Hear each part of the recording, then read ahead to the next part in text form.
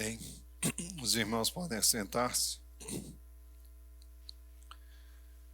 Continuamos a ministrar no Evangelho de Marcos e a mensagem de hoje é sobre a parábola do semeador. Para mim é uma preciosidade esse texto e ele traz muita revelação quanto ao porquê de muitas coisas, e eu creio que é de uma profundidade muito maior do que qualquer um pode imaginar.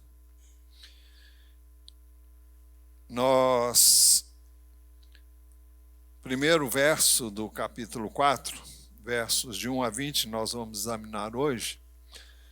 Não necessariamente o texto todo, mas é a primeira parte e depois a última. Começa assim no verso 1.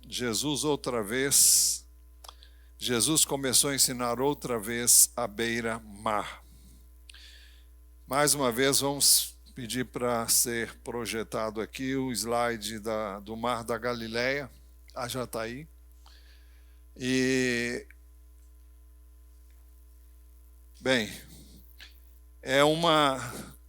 O texto continua dizendo que uma numerosa multidão se reuniu em volta dele, de modo que ele entrou num barco, onde se assentou, afastando-se da praia. Nós já vimos quando estudamos no capítulo 3, no versículo 9, que diz assim: então recomendou aos seus discípulos que sempre, é bom você destacar essa palavra sempre, lhe tivessem pronto um barquinho por causa da multidão, a fim de não o apertarem. Não vamos falar muito sobre isso, mas Jesus usava esse artifício, esse recurso, vamos assim dizer, para que ele pudesse falar com liberdade e pudesse ser ouvido. Vamos ver mais os 2, 3 e 4 slides. Originalmente, aqui aparecia a praia, mas à medida em que eu coloquei ele num quadro, eu não observei. Essa moça aí está bem na praia e o meu propósito era mostrar a praia. Mas vamos para o próximo slide. Aqui dá para ver, as praias são cheias de pedras. Não é uma praia de areia fininha como nós temos aqui no Rio de Janeiro, em outros lugares, em que a praia é praia do mar salgado, aí é água doce, e as margens são praias de rios de água doce, de um rio de água doce. Não é bem um rio, porque era um lago, né? Vamos ver mais um slide, o último. Aí nós temos também como os irmãos veem que não é aquela areia fininha, mas esse é o Mar da Galileia. Agora imagine, vamos ver o texto seguinte. E todo o povo estava à beira-mar na praia. Já dissemos anteriormente que o povo em pé na praia formava uma concha acústica. Então Jesus, ao se retirar e ficar num barquinho, e a multidão em volta, então permite que ele falasse, e o que ele falasse pudesse ser ouvido por toda a multidão que se encontrava na praia. A multidão era como um anteparo para que, e uma concha mesmo acústica que fazia com que ele pudesse ser ouvido quando estava no barco. Os versos 2 e 3, a primeira parte, diz ainda assim: assim ensinava-lhes muitas coisas por parábolas, e durante o seu ensino dizia: escutem. Então Jesus contou o que nós conhecemos como a parábola do semeador. Nós vamos ver os primeiros versos onde ele conta essa parábola. Eis que o semeador saiu a semear. E ao semear, uma parte caiu à beira do caminho, vieram as aves e a comeram. Outra parte caiu em solo rochoso, onde a terra era pouca, e vieram as aves e a comeram. Outra parte caiu em solo rochoso, onde a terra era pouca, e logo nasceu, visto não ser profunda a terra. Saindo, porém, o sol, a queimou, e porque não tinha raiz, secou-se. Outra parte caiu entre os espinhos, e os espinhos cresceram e a sufocaram, e não deu fruto. Outra, enfim, caiu em boa terra e deu fruto. A semente brotou, cresceu e produziu a 30, a 60 e a 100 por um. E Jesus acrescentou: quem tem ouvidos para ouvir, ouça.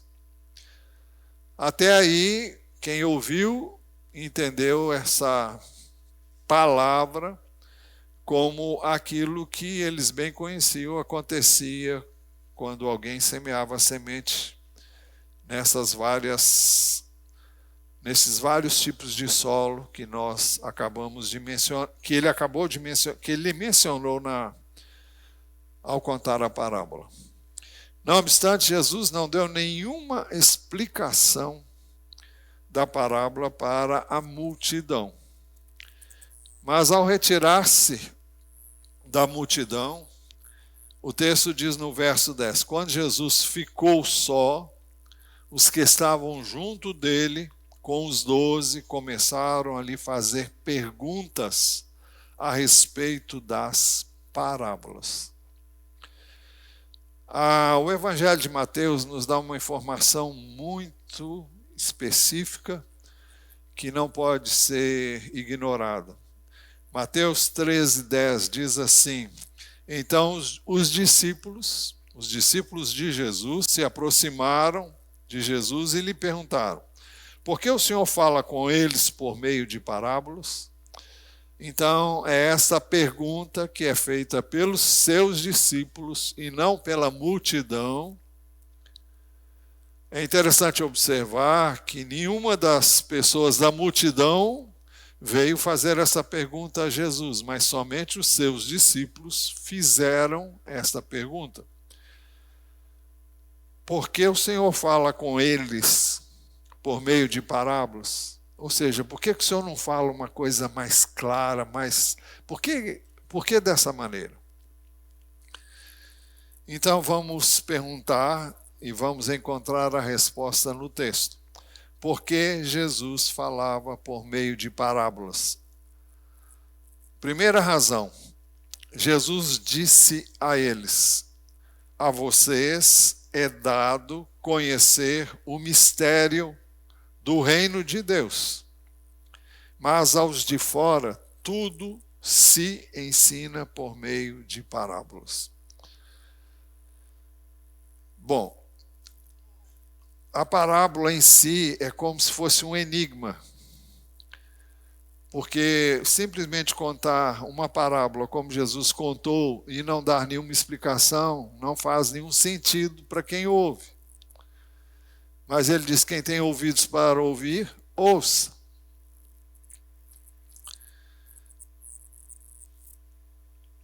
Em Mateus 13:12, nós encontramos, eu agora fiquei confuso. Por que Jesus falava por meio de parábolas? Primeira razão, Jesus disse a eles: a vocês é dado conhecer o mistério do reino de Deus, mas aos de fora tudo se ensina por meio de parábolas. Em Mateus capítulo 13, versículo 12, Jesus acrescenta uma informação importante. Ele diz: pois ao que tem, mais será dado, e terá em abundância. Mas ao que não tem, até o que tem lhe será tirado. Aparentemente muito estranha essa colocação. Pois ao que tem, mais será dado. Isso não vai na cabeça de nenhuma pessoa do ponto de vista racional. E terá em abundância. Então, se você tem algo, o Senhor vai lhe dar mais. Mas se alguém não tem, até aquilo que tem vai ser tirado dele. Olha, nós estamos falando de coisas espirituais, e aqui Jesus está se referindo a entendimento espiritual. Quem tem vai ter cada vez mais, e quem não tem vai ter cada vez menos. Ainda dentro da primeira razão, eu vou repetir, Jesus disse a eles: a vocês é dado conhecer o mistério do reino de Deus, mas aos de fora tudo se ensina por meio de parábolas. A pergunta continua: por que Jesus falava por meio de parábolas? A segunda razão, também muito estranha, se analisada pura e simplesmente do ponto de vista intelectual. Ele respondeu: para que vendo, vejam e não percebam, e ouvindo, ouçam e não entendam. A gente pensa, imagina que quando alguém... Bem, vamos pensar em Jesus mesmo. Que tudo que ele dizia era para que as pessoas compreendessem. Mas ele falava de modo tal que nem todos compreendiam. E era esse o propósito, que nem todos entendessem.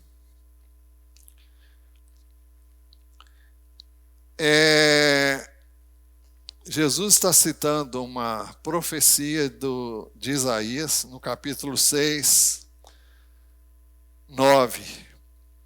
Isaías recebe a chamada de Deus ali no capítulo 6. Os primeiros versos descrevem esse chamado dele. E no verso 9 começa a dizer da missão dele. Então lhe disse: vá e diga a este povo, ouçam, mas não sem entender. Vejam, mas sem perceber.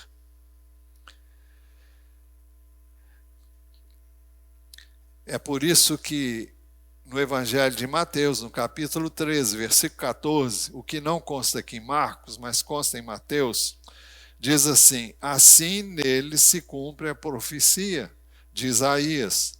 Ouvindo, vocês ouvirão e de modo nenhum entenderão.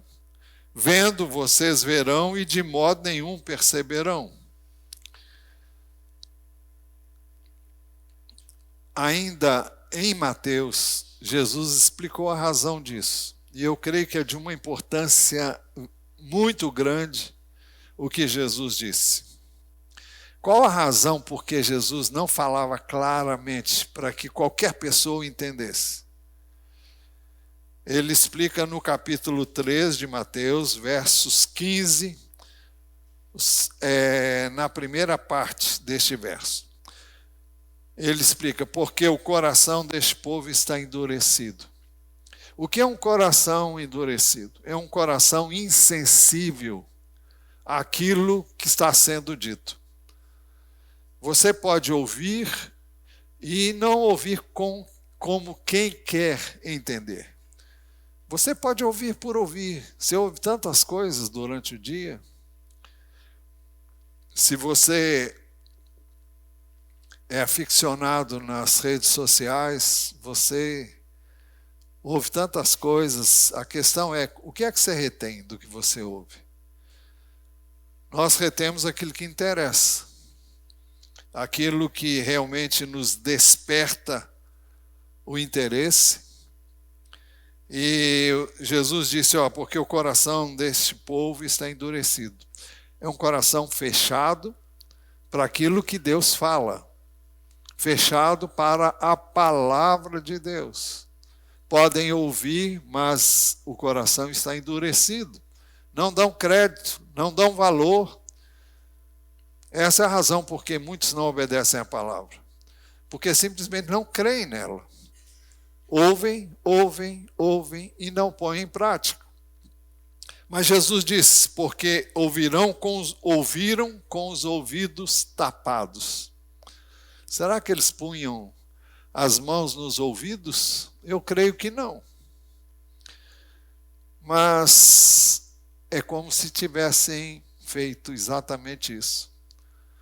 Estamos ouvindo, mas não queremos ouvir. Não estamos a fim de ouvir. É como se tapassem os ouvidos de propósito para não ouvir. E o texto continua dizendo que eles também fecharam os olhos. Então, esta é a razão pela qual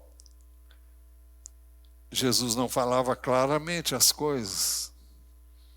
Porque ele não ia colocar as suas riquezas, as suas preciosidades para quem não estava a fim de ouvir. Por que você veio aqui hoje? Você veio aqui hoje porque você tem interesse em estar aqui. E porque você achou que valia a pena estar aqui. Agora, nem todos têm esse interesse. Nem todos valorizam a palavra de Deus. Nem todos valorizam o que é dito da palavra de Deus, o que é anunciado. E o resultado é que eles ficam empobrecidos. Se tinha alguma coisa, isso lhes é tirado. Porque o coração deste povo está endurecido. Porque ouviram com os ouvidos tapados e fecharam os olhos. Mas a pergunta continua, por que Jesus falava por parábolas? A terceira razão. Ele agora é bem claro, para que não venham a converter-se e sejam perdoados. Mas não é esse o propósito de Deus? Que as pessoas se convertam a Ele, se voltem inteiramente a Ele e sejam perdoadas?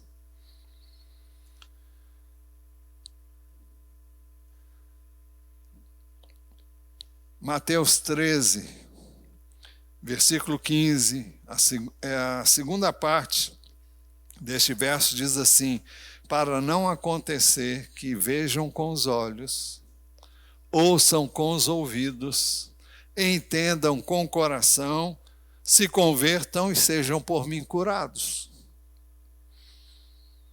Parece que é totalmente o inverso daquilo que nós buscamos levar às pessoas. Queremos que elas olhem, queremos que elas ouçam, que elas entendam, que elas se convertam e sejam por Deus curadas. Curadas dos seus pecados, das suas mazelas, das suas transgressões, sejam salvas. Jesus está citando aqui um texto de Isaías também. No mesmo texto, no capítulo 6 do livro do profeta Isaías, versículo 10. Torne insensível o coração deste povo. Endureça-lhes os ouvidos e feche os olhos deles, para que não venham a ver com os olhos, ouvir com os ouvidos e entender com o coração, e se convertam e sejam curados. Literalmente o mesmo texto que Jesus citou. Agora, em nenhum momento, nenhum desses textos que nós acabamos de ler diz que isso foi causado por Deus, por iniciativa de Deus.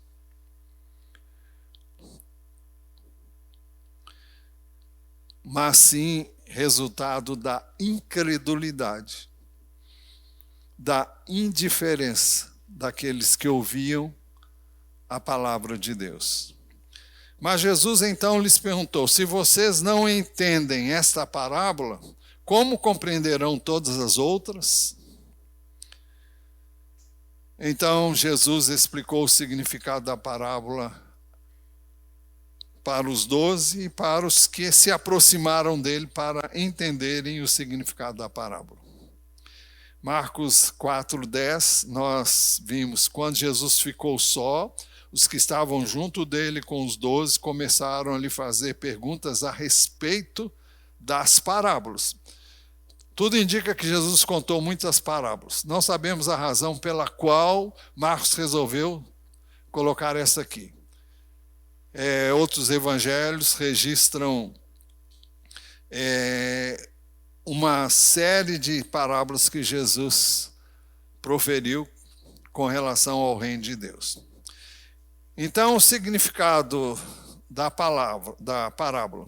O significado do semeador e da semente. O semeador é o que semeia a palavra de Deus. Melhor, para o nosso entendimento, semeador é aquele que prega a palavra, é aquele que ensina a palavra, é aquele que fala da palavra, é aquele que compartilha essa palavra. E a semente é a palavra de Deus. Marcos 4,14, Jesus disse, o semeador semeia a palavra. No Evangelho de Lucas é mais claro ainda. Lucas 8,11 diz assim, este é o significado da parábola. A semente é a palavra de Deus. A semente é a palavra de Deus. Quem é o semeador? Primeiramente e primariamente, Jesus, que veio para semear a semente que é a palavra de Deus. Ele disse que as palavras que ele dizia não eram suas, mas eram do Pai.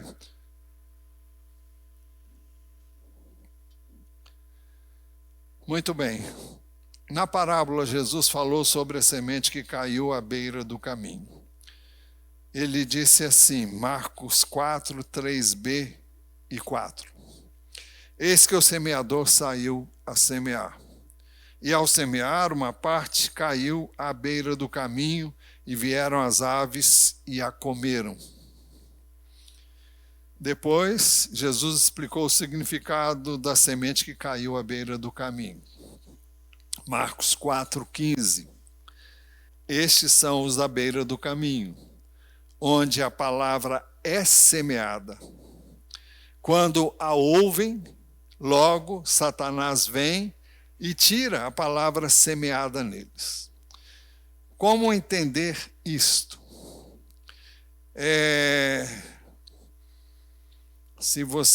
Eu não sei se você já caminhou por caminhos. Bom, eu creio que todos nós aqui já caminhamos por caminhos que não são no asfalto, nem na cidade. E a beira do caminho fala de caminhos que são feitos pelas pessoas poderem pisarem ali, passam sempre por aquele lugar e é formado um caminho. E naquele lugar o solo é pisado, o solo é endurecido, e ali pode julgar o que julgar, que não nasce, porque o solo é endurecido. Então, porque a semente caiu ali, porque ela não penetrou na terra, e porque os pássaros vieram e removeram. Se você lançar uma semente à beira do caminho, e for um caminho onde todos passam e pisam frequentemente, você vai ver que essa semente não vai germinar. E ela vai servir de comida para os pássaros. Lucas 8,12 diz assim, os que estão à beira do caminho são os que ouviram. Depois vem o diabo e tira-lhes a palavra do coração, para não acontecer que crendo sejam salvos. Então nós temos aqui dois aspectos. Um é o endurecimento do coração, é um terreno duro, é um terreno onde dificilmente uma semente vai ter condições de penetrar na terra e produzir fruto e crescer. Ao mesmo tempo, tem a interferência de Satanás, que vem para tirar aquela palavra, para que você, se você receber uma palavra, você não entenda, e você não tenha tempo de mastigar aquela palavra, de diluir aquela palavra, de assimilar essa palavra. Como Satanás tira a palavra do coração? Às vezes as pessoas estão aqui mesmo, elas ouvem, mas elas estão preocupadas com outra coisa que não aqui. A sua atenção não está aqui. Você pode estar presente, mas você não está aqui. Você está preocupado com N coisas que você deixou em algum lugar, ou que você tem que fazer, ou alguma coisa que distraia vocês. Essa é a razão porque num culto nós devemos ter o cuidado para que nada distraia a atenção das pessoas. Eu não sei de você, mas eu sou altamente dispersivo. Uma das maiores dificuldades para mim na oração é porque qualquer coisa pode me tirar a atenção e eu tenho que voltar ali onde eu estava. E isso é uma constante. Eu não sei quantos aqui viram um filme, quis lembrar do nome do filme, mas eu não lembrava. É de uma mulher nos Estados Unidos que ela reservou um quartinho. Vocês lembram do nome dessa? Hein? Quarto de escuta? Ah, então é esse mesmo. Vocês observaram que não tinha nada naquele lugar? Ela tirou tudo, só colocou os pedidos na parede. Eu já tive um lugar desse, lá em Brasília. Eu tinha uma loja, um comércio, e eu mandei fazer lá no fundo da loja um quartinho só para eu ficar lá. E não tinha nada nesse quartinho, a não ser uma mesa. E só tinha uma mesa e uma cadeira. E eu lembro que foi a única vez que eu realmente tive um lugar onde eu podia me fechar e não ser incomodado de forma alguma. Nesse período, eu estava passando por uma experiência bem profunda com Deus e logo depois eu deixei o comércio e ouvindo o chamado de Deus e passei tudo para frente e comecei a me dedicar inteiramente ao ministério lá em Brasília. Pois bem, mas o fato é que Satanás procura distrair você, procura perturbar você, levando a pessoa a 1000 lugares. Sua mente facilmente é levada para N lugares. Vocês lembram na tentação de Jesus? O que foi que Satanás fez com Jesus? Com a permissão de Deus? Levou ele para o pináculo do templo.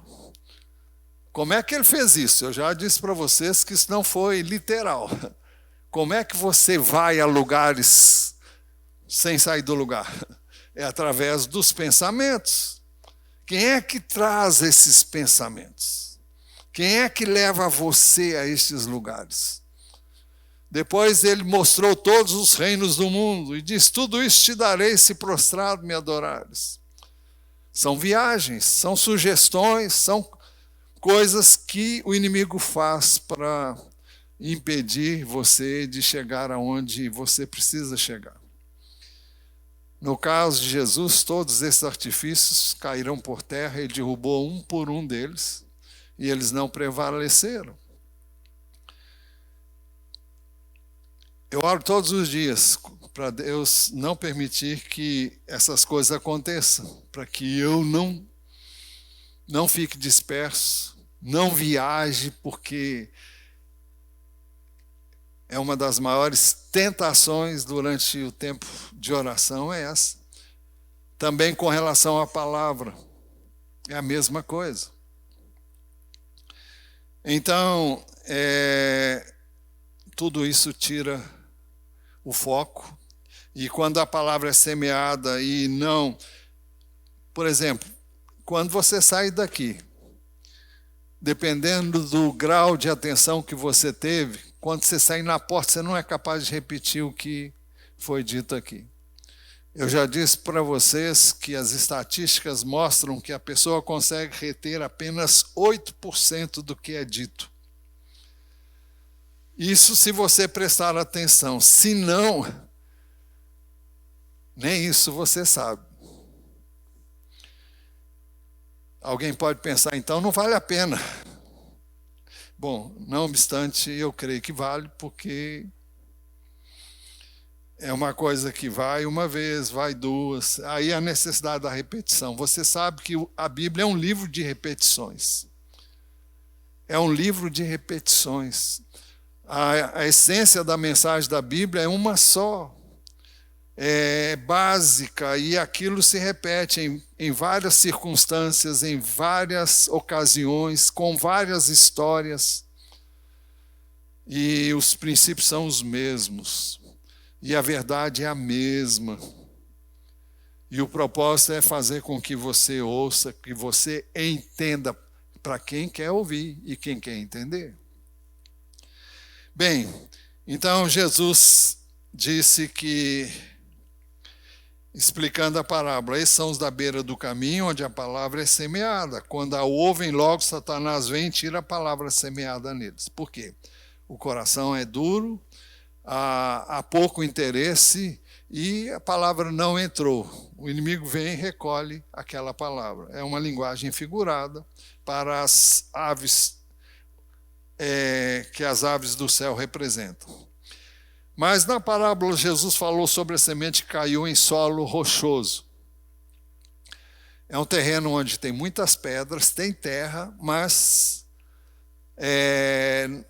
a terra não tem profundidade, porque a terra é superficial.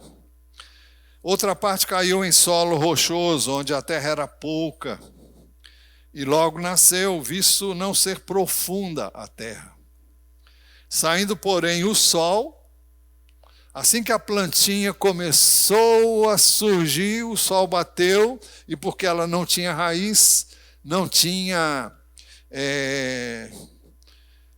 os nutrientes necessários que a terra fornece, ela não suportou o calor do sol.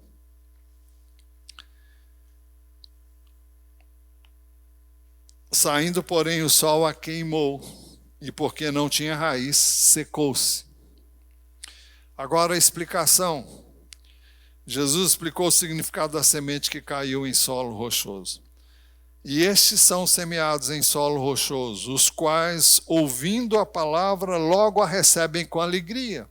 Recebem prazerosamente. Mas ele continua, eles não têm raiz em si mesmos, sendo de pouca duração. Quando chega a angústia ou a perseguição por causa da palavra, logo se escandalizam. Não quero mais. Não, isso não é o que eu quero para a minha vida. São pessoas que agem em função das suas emoções, querem e depois não. Quando chegam os problemas, as dificuldades, elas recuam. Lucas 8,13 retrata assim: os que estão sobre a pedra são os que, ouvindo a palavra, recebem com alegria. Estes não têm raiz, creem apenas por algum tempo, e na hora da provação se desviam. Muito bem. É muito fácil as pessoas, não é muito fácil, mas é relativamente comum haver conversões e essas conversões não permanecerem. E essa é uma das razões pelas quais nós demoramos bastante a batizar as pessoas que se convertem. Porque o tempo vai dizer, e assim mesmo muitas ainda não permanecem. Não suportam as provações, não suportam as dificuldades, não suportam as angústias, porque Jesus nunca prometeu que nós não passaríamos por essas dificuldades, mas Ele prometeu que estaria conosco nessas dificuldades. Mas isso requer permanência nele, como nós vamos ver daqui a pouco. Mas na parábola Jesus falou sobre a semente que caiu entre os espinhos. Outra parte caiu entre os espinhos, e os espinhos cresceram e a sufocaram e não deu fruto. Depois, ele explicou o significado da semente que caiu entre os espinhos. Ele disse assim: os outros, os semeados entre os espinhos, são os que ouvem a palavra. Mas as preocupações deste mundo, a fascinação da riqueza e outras ambições aparecem e sufocam a palavra, e ela fica infrutífera. Quando a pessoa se propõe a receber Jesus como seu Salvador e Senhor, inicialmente ela recebe bem, mas quando ela vê o custo disso, as implicações disso, se é uma pessoa que vinha agindo desonestamente, ela vai ter que endireitar a vida dela. Se é uma pessoa traíra, vai ter que deixar a trairagem. Se é uma pessoa que enganava, não pode continuar. Então ela escolhe, não, eu não quero. Eu quero continuar com a minha vida. Eu quero continuar vivendo, tendo tudo que eu tenho, do jeito que eu tenho. Então, Jesus disse que ninguém pode entrar numa guerra sem antes avaliar se tem os recursos para vencer aquela guerra. Do contrário, ele vai ser envergonhado. É uma parábola que Jesus falou sobre a necessidade de negarmos a nós mesmos para seguir a Jesus. Então, o texto diz: mas as preocupações deste mundo, a fascinação da riqueza e outras ambições aparecem e sufocam a palavra, e ela fica infrutífera. Em Lucas 8,14 diz assim: a parte que caiu entre espinhos, estes são os que ouviram, e no decorrer dos dias foram sufocados com as preocupações, as riquezas e os prazeres dessa vida. Os seus frutos não chegam a amadurecer. Ou seja, não chegam a dar frutos. Elas nascem, mas elas não frutificam de maneira plena. Mas finalmente Jesus falou na parábola, Jesus falou sobre a semente que caiu em boa terra. Outra, enfim, caiu em boa terra e deu fruto. A semente brotou, cresceu e produziu a 30, a 60 e a 30, aliás, a 30, a 60 e a 100 por um. Você sabe que quando se planta uma semente, ela pode produzir nessa proporção, 30, 60, 100, uma única semente. É por isso que Jesus disse que se o grão de trigo cair na terra não morrer, fica ele só, mas se morrer, dá muito fruto. Então, a semente quando cai em boa terra, quando ela é bem plantada, é bem acolhida, é bem regada, então ela vai produzir fruto. Jesus explicou o significado da semente que caiu em boa terra. Os que foram semeados em boa terra são aqueles que ouvem a palavra e a recebem, frutificando a 30, a 60 e a 100 por um. Lucas 8,15, na mesma parábola. A parte que caiu na terra boa, estes são os que, tendo ouvido bom e reto, A parte que caiu na terra boa, estes são os que, tendo ouvido de bom e reto coração, foram sinceros, foram autênticos, retêm a palavra. Estes frutificam com perseverança. Uma das características de quem realmente é de Deus é a perseverança. Ninguém é salvo porque persevera, mas persevera porque é salvo. É uma evidência. e frutificando a 30, a 60 por um. É o caso de perguntar, o que são estes frutos? Primeiro, trata-se da vida de Jesus reproduzida em nós. Em João 15, de 1 a 4, Jesus disse, eu sou a videira verdadeira, e o meu Pai é o lavrador. Todo ramo que estando em mim não der fruto, ele o corta. E todo que dá fruto, ele limpa para que produza mais fruto ainda. Vamos ver isso aqui. Eu sou a videira verdadeira, o meu Pai é o lavrador. Todo ramo que estando em mim não der fruto, ele o corta. O que é esse fruto? Se você é um ramo de uma árvore, você tem que dar o fruto dessa árvore. Porque um ramo vai dar fruto e o outro não. Se um ramo não dá fruto, ele é cortado. Então, todo aquele que creu em Jesus, que recebeu Jesus, tem que dar o fruto que é Jesus.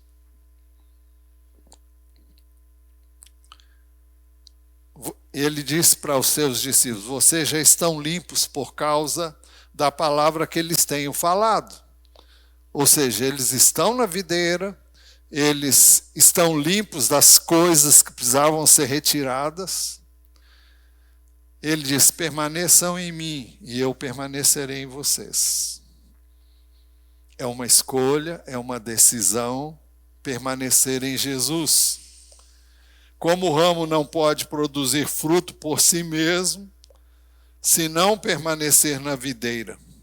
Assim vocês não podem dar fruto se não permanecerem em mim. Há um texto que me impressiona bastante. É um registro que nós encontramos no Evangelho de João, no capítulo 8. E ele retrata algo muito interessante. No capítulo 8 do Evangelho de João, lá no versículo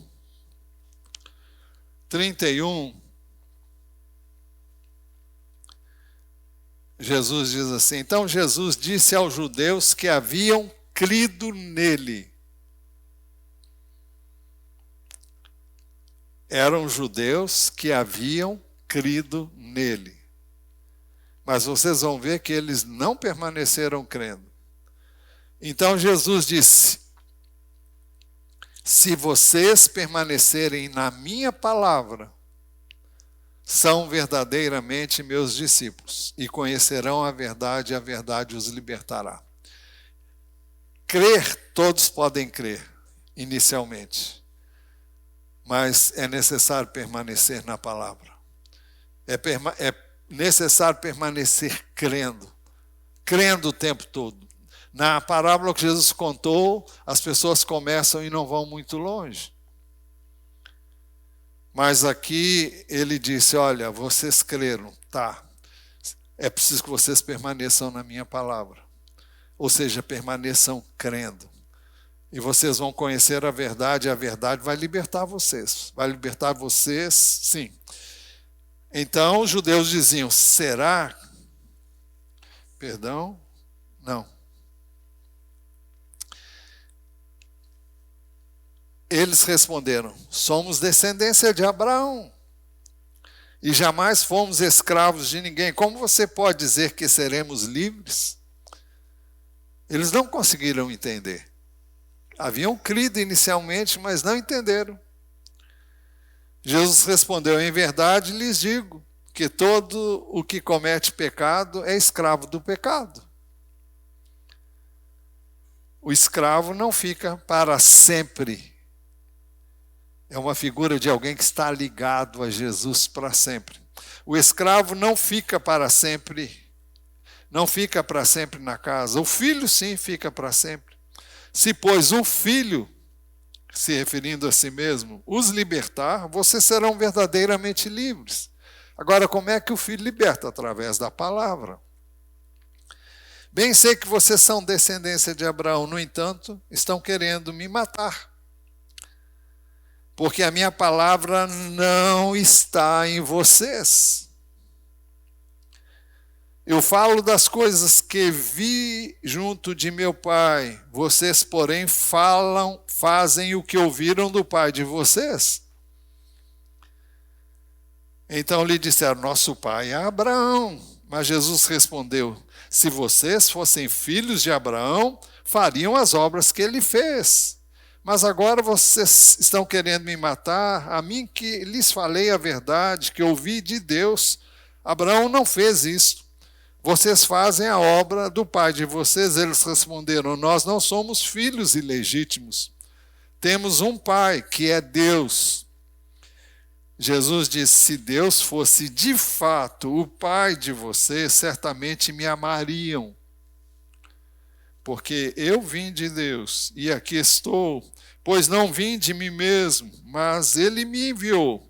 Por que vocês não compreendem a minha linguagem? É porque vocês são incapazes de ouvir a minha palavra. Agora veja o que vem a seguir. Vocês são do diabo, que é o pai de vocês, e querem satisfazer os desejos dele. Ele foi assassino desde o princípio. E o que eles queriam fazer com Jesus? Matar Jesus. E jamais se firmou na verdade, porque nele não há verdade. Quando ele profere mentira, fala do que ele é próprio. Eles não criam em Jesus, mas criam nas mentiras de Satanás, porque é mentiroso e pai da mentira. Mas porque eu digo a verdade, vocês não creem em mim. Quem de vocês me convence de pecado? Se digo a verdade, porque não creem em mim. Quem é de Deus, ouve as palavras de Deus. Por isso vocês não me ouvem, porque não são de Deus. E olhe que inicialmente Jesus está se dirigindo aos judeus que haviam crido nele. É por isso que aqui em João 15, 4, Jesus diz, permaneçam em mim, eu permanecerei em vocês. Como o ramo não pode produzir fruto de si mesmo, se não permanecer na videira, assim vocês não podem dar frutos, se não permanecerem em mim. O fruto não é meu, não é seu. Se dermos fruto, o fruto é de Jesus, e é esse fruto que tem que sair. E nada mais, nada menos do que isso. Por isso não temos mérito, por isso não temos de que nos gloriar, por isso não temos de que nos gloriar mesmo. Quem dá o fruto é a árvore, e a árvore é Jesus.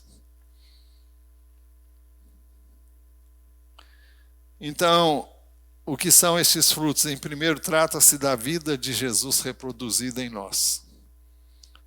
O que ele deseja não é que você viva de uma maneira disciplinada, organizada, para você não pecar. Não vai conseguir. Ele quer que você saia do caminho e deixe ele viver a vida dele em você.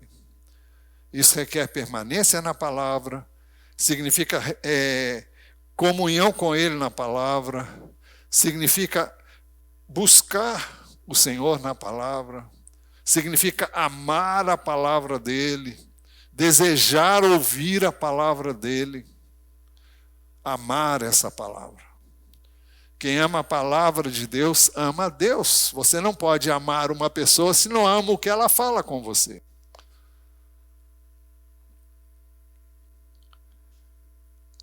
Em segundo lugar, a semente que cai em boa terra multiplica os seus frutos e as suas sementes.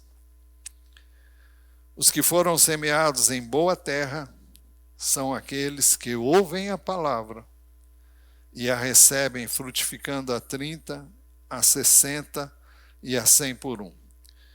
O que você faz com o fruto? ou com uma fruta, você come, você saboreia, você é enriquecido, você é alimentado, você é fortalecido através desse fruto. Mas a semente, se semeada em boa terra, ela produz outros frutos. São vidas salvas através do fruto que vão ver na sua vida. São vidas transformadas através da sua vida, ou melhor, da vida de Jesus em você, né? São vidas edificadas, fortalecidas, encorajadas, renovadas, vidas que se reproduzem através da semente que é a palavra de Deus. Conclusão. Depois de contar a parábola, primeiro Jesus contou a parábola e não explicou nada, mas ele disse no final: quem tem ouvidos para ouvir, ouça. Em cada mensagem de Jesus, as 7 igrejas da Ásia, no final ele diz: quem tem ouvidos para ouvir, ouça o que o Espírito diz às igrejas. E quem é que estava dizendo isso? Era Jesus. Como é que ele estava dizendo isso? Através do seu Espírito.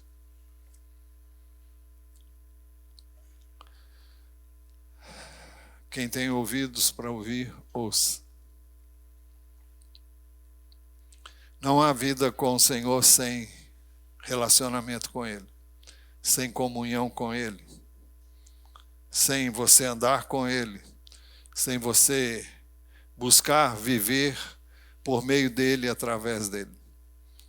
O resto tudo é religiosidade.